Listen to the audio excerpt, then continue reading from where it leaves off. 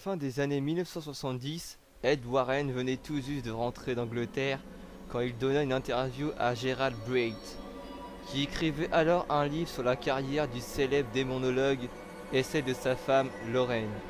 Ed était allé à Enfield, un quartier de Londres, pour visiter la famille Hodgson, dont la maison était le théâtre de phénomènes spirites inhumains, lesquels se produisaient avec régularité croissante depuis 3 ans. Cette fois, le but de son voyage était de recueillir des éléments susceptibles d'être utilisés comme preuve pour une demande d'exorcisme. Voici ce qu'il disait du cas d'Enfield. Cette affaire d'Enfield fait ressembler à Amityville à un train fantôme, et je le pense vraiment. Les looses ont pu partir après 28 jours de terreur, mais là c'est un cas où les gens ne peuvent pas se déplacer pour des raisons économiques et ils doivent s'arranger pour vivre avec les perturbations depuis 3 ans. Ceux qui en sont victimes, comme l'a rapporté de façon exhaustive la presse de Londres, sont une femme divorcée de 50 ans et 3 de ses enfants qui vivent ensemble dans une maison de banlieue d'Enfield au nord de Londres. Dans la famille, il y a 2 filles qui sont âgées de 15 et 12 ans et un garçon de 8 ans. Bien que les phénomènes aient d'abord éclaté en août 1977, le cas a commencé en 1976, lorsque les 2 filles ont attiré des entités inhumaines dans la maison après avoir joué avec, devinez quoi, une planche Ouija. Les filles ne l'ont pas utilisée à des fins sinistres, elles n'avaient tout simplement rien d'autre à faire et elles se sont amusées avec le Ouija comme elles l'auraient fait avec un jeu. Malheureusement pour elles, Londres est un endroit spirituellement actif.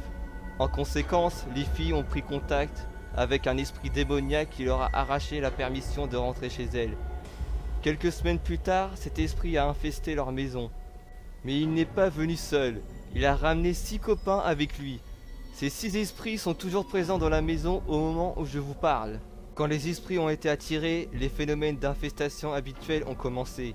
Cognements, frottements, grattements, coups, et ainsi de suite. Au fil du temps, le phénomène s'est amplifié. Des objets se sont matérialisés, des gens ont lévité, spécialement les filles. Et un certain nombre de formes noires se sont manifestées, flottant autour de la maison à la nuit tombée. Après que la mère ait signalé le problème aux autorités locales, des policiers sont venus enquêter, mais en vain. Et en rien de temps, la presse a eu le vent de l'affaire et des journalistes et des chercheurs psychiques se sont précipités vers la petite maison de briques.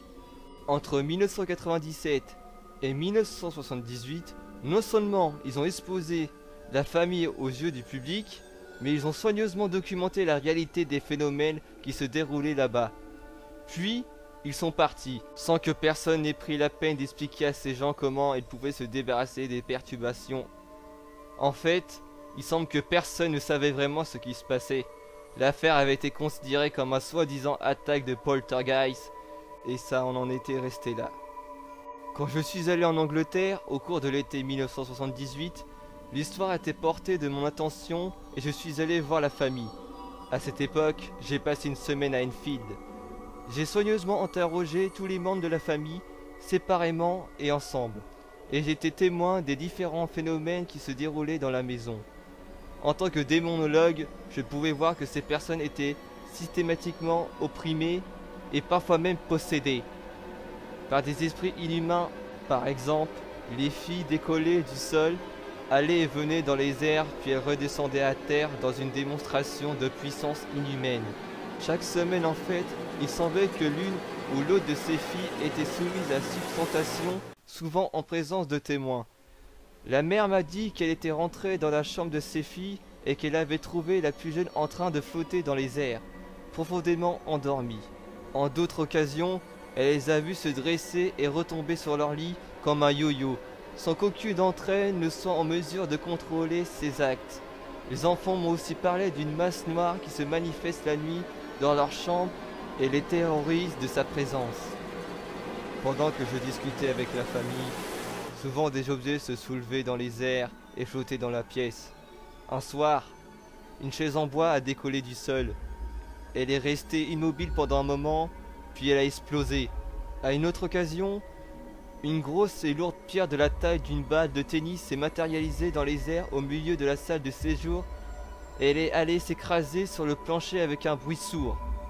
Par la suite, j'ai apporté cette roche à un géologue de l'université de Londres, sans lui dire où je l'avais eue, et je lui ai simplement demandé de me dire d'où elle provenait. Cette pierre ne peut venir qu'un seul endroit dans les îles britanniques, m'a-t-il dit. Cet endroit est l'île de Wight, qui est située dans la Manche, à plus de 120 km à vol d'oiseau de Londres. Plus grave encore que les phénomènes antérieurs et la situation des enfants, les filles en particulier sont soumises à des épisodes de possession au cours desquels elles prennent les traits d'une vieille femme morte. Selon la mère, elles ont la force d'une Amazone. Lors de cet épisode de possession, la plus jeune des filles est souvent poussée à attaquer sa propre mère, tentant de la tuer de ses mains nues. Et certaines fois, elle y parvient presque. Quelques semaines avant mon arrivée, cette même fille a fait l'objet d'une nouvelle possession. Après que l'entité l'ait traquée dans la maison, elle a mis la jeune fille dans un état de frénésie agitée. La mère a été forcée de l'amener à l'hôpital local, où des médecins ont essayé de la faire sortir de sa transe pendant 6 ou 7 heures. L'incident a soudainement cessé après que l'esprit se soit retiré de son corps. À ce moment-là, elle s'est levée et elle est tout simplement sortie du service des urgences. Cependant, les phénomènes les plus convaincants de l'authenticité de ce cas sont les manifestations vocales physiques qui se produisent dans la maison. Les voix de 6 esprits différents parlent à haute voix dans la pièce. C'est comme s'il y avait 6 personnes invisibles présentes. C'est incroyable. Vous avez du mal à le croire. Même quand vous êtes là, parfois la famille sont en train de manger dans la cuisine et des voix parlent dans une autre pièce. Le British Society for Psychical Research, qui a travaillé sur le cas avant moi, a passé la maison au peigne fin. Il a été prouvé que les voix n'étaient nullement diffusées par des haut-parleurs ou par tout autre moyen électronique. Les voix elles-mêmes ont un accent bien distinct, celui des quartiers populaires de Londres. L'esprit démoniaque est un imitateur, dont il parle ainsi parce que la famille peut le comprendre, bien que l'un des esprits s'exprime parfois en allemand quand bon lui semble, et ces voix ne disent pas que certaines phrases ou sentences occasionnelles. Elles parlent tout le temps. Ces esprits parlent non seulement à haute voix aux gens présents dans la pièce, même quand personne ne s'adresse à eux, mais en plus ils discutent les uns avec les autres. Ils parlent plus que les gens. Les membres du British Society for Psychical Research ont leur propre enregistrement de ces voix, mais comme leurs organismes est privé, la preuve n'a jusqu'à présent pas été mise à la disposition du grand public. Je suis donc allé à Enfield, dans le but d'enregistrer ces voix sur une bande et de les utiliser pour prouver la nécessité d'un exorcisme. Gerald Bridle demanda alors à elle s'il avait réussi à obtenir ce qu'il voulait, et tapotant certaines cassettes sur la table devant lui, le démonologue lui répondit « Tu penses bien, ça va prendre un certain temps avant que le contenu de ces bandes puisse être analysé, mais la preuve est ici, et à mon avis, elle représente l'une des plus importantes preuves de l'existence de l'esprit inhumain. Je vais les écouter maintenant. » Les enregistrements, qui duraient plus de 3 heures, étaient incroyables. Ils avaient été réalisés par Ed et ses 2 assistants, Paul Bars et John Cunningham, alors qu'ils interrogeaient la mère et ses 3 enfants dans la maison d'Enfield. Pendant que les 3 hommes discutaient avec la famille, d'autres voix pouvaient être entendues, celles des esprits, qui parlaient dans la même pièce et disaient tout haut « Éteignons les lumières, arrachons le papier peint, jetons la table, empêchez-les de rentrer de cette pièce. » Les déclarations des esprits les plaçaient en bas de l'échelle de l'intelligence humaine, mais ils étaient loin d'être ignorants. Une réponse était souvent donnée aux questions qui leur étaient posées, et ils se montraient généralement logiques et rationnels. Parfois ils se révélaient absurdes et capricieux. Une voix semblait dominer toutes les autres, celle d'un esprit qui se faisait appeler Fred, et c'était à lui qu'Ed Warren lui avait posé la plupart des questions. Ce qui suit est un extrait de leur discussion. Bonjour. Bonjour. Savez-vous qui je suis? Oui, Qui suis-je? Ed, Exactement. Ed. Qui es-tu? Freddy, Tu es Freddy? Hein? Quel est ton vrai nom? Quand vas-tu partir d'ici, Fred? 500 ans. Ça fait long. Peux-tu faire bouger quelque chose pour nous montrer que tu es ici? Non, Pourquoi pas? Tommy, tiens mon bras. Ah. 2 d'entre vous sont présents. Laissez-moi parler à Tommy.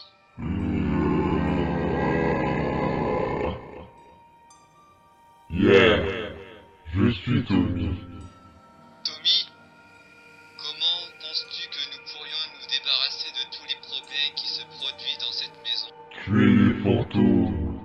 Tuer les fantômes? Mais n'es-tu pas un fantôme? Non. Dis-moi alors, comment es-tu entré dans cette maison? Je suis passé par sous le plancher. Combien d'entre vous sont réunis là, tous ensemble? Un, deux,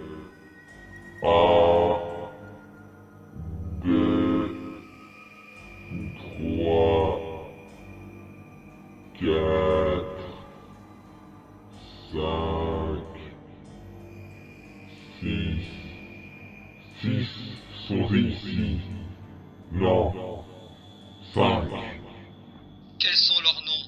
Freddy, Tommy, Billy, Charlie et Dick. John n'est pas là. Où est John? Je ne sais pas. Qui est le chef? Es-tu le chef? Personne. Personne n'est le chef. Je suis un menteur. Qui d'autre est ici? Est-ce qu'il y a quelqu'un d'autre ici? Oui. Qui? Guitarman est ici. D'accord, Tommy. Laisse-le parler. Es-tu là, Guitarman? Oui. Guitarman, qu'est-ce que tu as à dire? Cette maison est hantée. Tuez les fantômes. Guitarman, as-tu jamais été vivant? Oui, Où? dans les soldats. Je suis un soldat. Dans quelle armée étais-tu, un soldat? Toutes les armées, je suis un soldat. Qui d'autre est ici? Guitarman? Ah, Zachary est ici. Ok, Guitarman, laisse-moi parler à Zachary. Une nouvelle voix qui était des plus bizarres se fit alors entendre, poussant des gémissements et des grognements incroyables. Puis il y eut un long appel au secours de 10 secondes et le silence retomba sur la pièce. Mince! C'était quoi ça? Laisse parler Zachary. Qui d'autre est là? Fred? Je ne suis pas Fred. Je suis Tommy. Passe-moi Fred. Fred, es-tu là? Oui. Fred est ici. Fred, demande à Zachary de venir me parler. Il ne viendra pas. Je vais vous dire le nom d'une autre personne qui est ici. Teddy est ici. Teddyman est ici. Alors passe la main à Teddyman, Fred. Des bruits non identifiés s'élevèrent alors de la bande. Puis une voix narzilla se mit à répéter « Bonjour » à chaque seconde. Une seconde fois sembla lui répondre que la première voix salua en retour. Puis une troisième se joignit à elle. Puis une quatrième, une cinquième et une sixième qui reprirent bonjour en chœur. Des cris sauvages se firent alors entendre. Puis toutes les voix se turent, laissant la première voix répéter inlassablement son singulier bonjour. Elle tenta alors de recontacter les esprits, mais ses efforts restèrent sans effet. Pendant tout le temps où je parlais à cet esprit, il y avait des sauces qui volaient dans la pièce. Ce sont eux qui font ces bruits en arrière-plan. Les chaises et les tables se soulevaient et retombaient.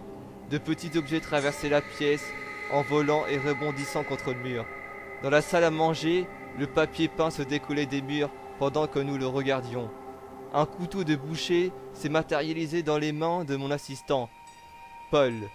Un clou également apparaît dans les airs. Et comme on était venu à entendre dans la maison, les esprits ont laissé un teint d'excréments sur la moquette de la chambre de la mère à l'étage, à 3 heures de l'après-midi.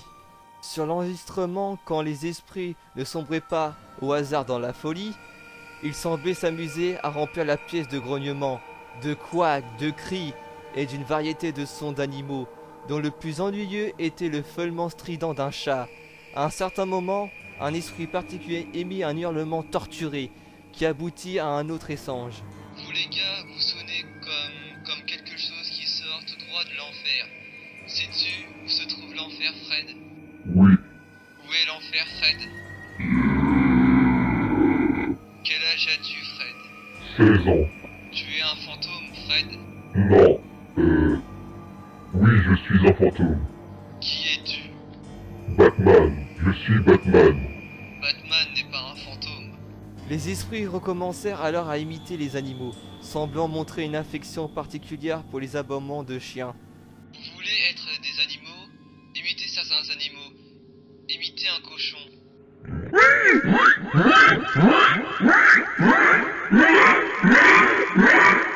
Que direz-vous un chien?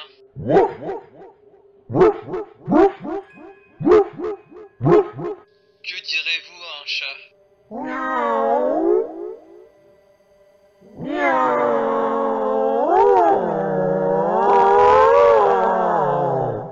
Que direz-vous d'une dinde?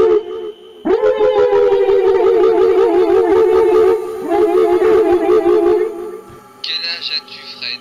78, je suis un menteur. Tommy est un menteur. Je sais. Puis chanter une chanson. Bien sûr, Fred. Vas-y, chante. La di da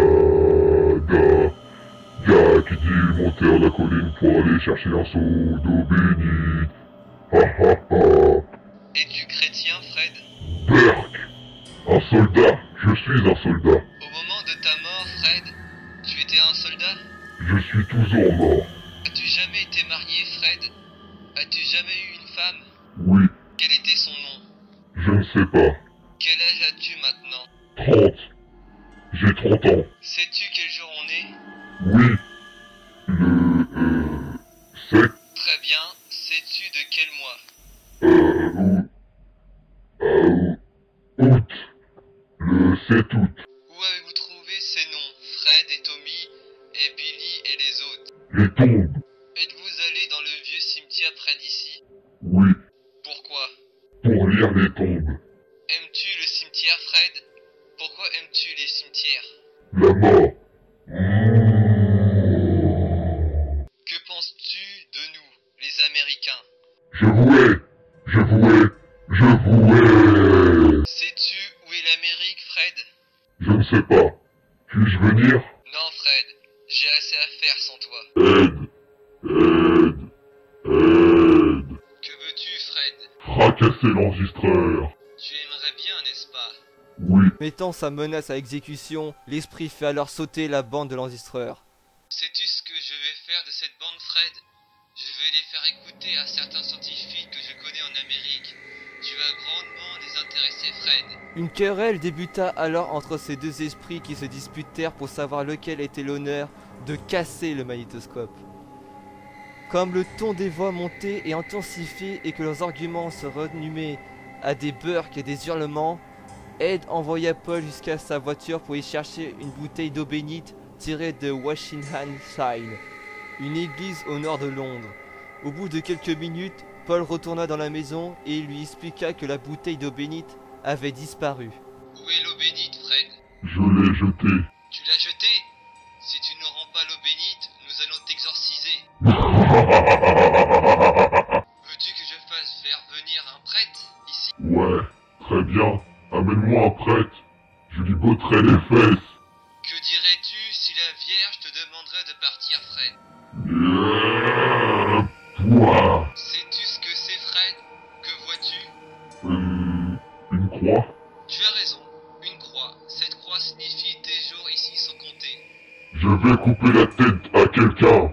La prochaine fois que je reviendrai ici, Fred, tu ferais mieux d'avoir disparu. Parce que la prochaine fois, je vais ramener un exorciste très puissant avec moi. Quelqu'un que tu n'auras pas envie de rencontrer.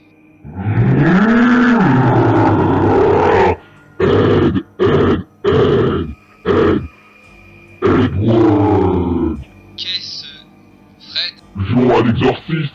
Va chercher de l'eau bénite.